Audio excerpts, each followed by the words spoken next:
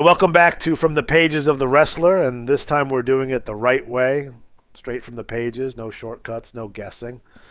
And right away, this issue hits you with something heavier than a typical wrestling magazine because before you even get into the matches or personalities, you're staring at a cover built around loss, legacy, and reflection with David Von Erich front and center. And that tone quietly carries through the entire issue even when the magazine shifts gears into action and spectacle.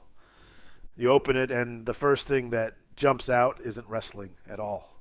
It's one of those classic full page ads promising lifetime security through a sharpening business, laying out dollar figures, testimonials, even a mail in coupon. And this is important because it sets the texture of the era immediately. These magazines weren't just about wrestling, they were part catalog, part opportunity pitch, part escape.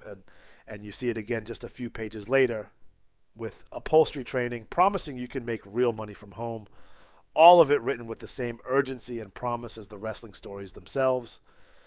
Then you hit the contents page, and now the roadmap is clear and it's dense. This is a packed issue starting with your letters. And right away, you're pulled into real fan reactions. One letter stands out immediately. Confusion over Roddy Piper, a fan pointing out how he was popular in one territory and suddenly hated in another, questioning how fast that shift happened. And it's not written like analysis, it's written like someone genuinely trying to understand what they're seeing, and that's what makes it hit. From there, it rolls into what's happening, and this is where the magazine starts firing off rapid updates, almost like a wire service. You get a detailed note about Jumbo Tsuruta defeating Nick Bockwinkel in Tokyo, including the specific finish, Alice Sorkiv, a Lou Thesz style backdrop at the 32-minute mark. And even a quote from Thez himself comparing the moment to a coach watching an Olympic gold medal performance. Then it pivots to something completely different, a bizarre match involving gorgeous Jimmy Garvin wrestling blindfolded with one arm tied only for chaos to break out, involving valleys and interference. It's unpredictable, messy, and that's exactly how it's presented. Correspondence report slows things down just enough to give you full match snapshots.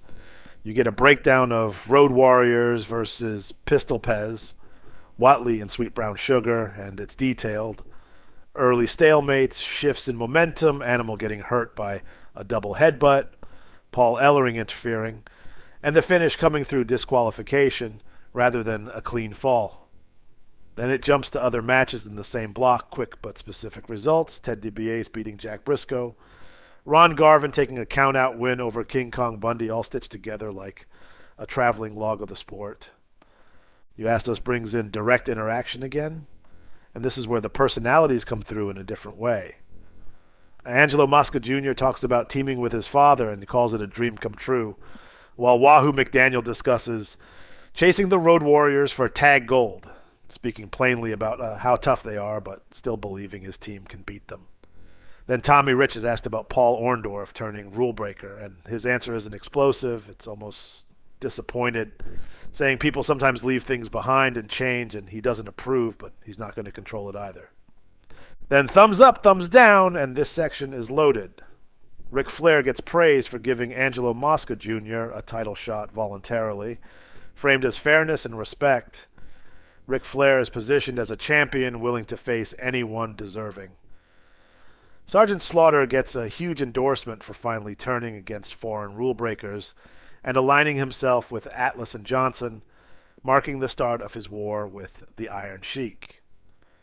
Tito Santana is praised in detail for winning the Intercontinental title from Don Muraco, with specific mention of the punishment he took, being thrown into the steel barrier and onto the arena floor before rallying.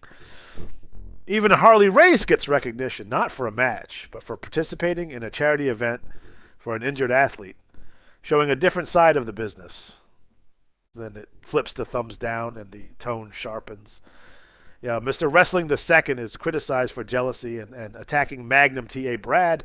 Armstrong is called out for creating confusion by wrestling under a mask. Jim Garvin is criticized for wrestling a match against Sunshine framed as something that shouldn't have happened, and Sheikh Adnan Al-Qaisia is blasted for trying to buy control of wrestling talent through money, presented almost like a hostile takeover attempt.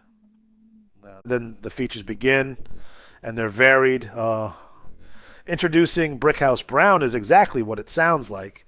A young wrestler being presented through his ambitions and background, not as a finished product, but as someone trying to break in. Then the X-ray feature dissects Terry Taylor, looking at him through a panel perspective, strengths, weaknesses, potential. And then the tone shifts hard with Billy Jack's own story, and this is one of the standout pieces in the issue. It's not about wins and losses, it's about personal struggle, about how wrestling changed his life, and it's written with a level of seriousness that stands apart from everything around it. Then you hit Flair versus Race for charity, and this is framed almost like a temporary ceasefire. The article makes a point to say that all the hatred and rivalry was set aside for one night, and that's what makes it unique. These are two men who usually define themselves through competition, and here they're working toward something else. Then everything slows again with David von Erich. We'll never forget you. And this is the emotional core of the issue. It's structured in layers, a career retrospective, tributes from fans and friends, and a message from his family. It's not rushed, it's not exaggerated, it's reflective, respectful, and it lingers. From there, it moves back into action with Nick Bockwinkel versus Dino Bravo, and the article positions it as one of the greatest matches Canadian fans have seen, focusing on execution, pacing, and the environment in Montreal. Beyond the Squared Circle shifts into candid photography, giving you glimpses of wrestlers outside the ring, not posed in the usual way, just moments captured.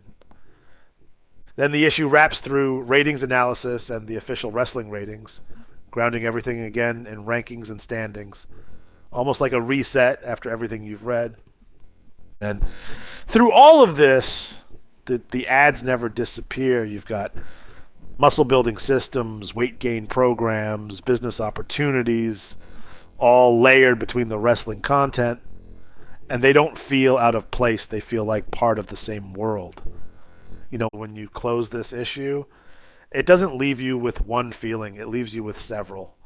There's energy, there's chaos, there's humor, but there's also weight, especially with the Von Erich section sitting in the middle of everything. If you were reading this then, you weren't just following matches, you were following lives, changes, and moments as they happened. If this brought you back, save it and come back to it. Drop your thoughts on this issue. See you next time. Farewell from the Empire State.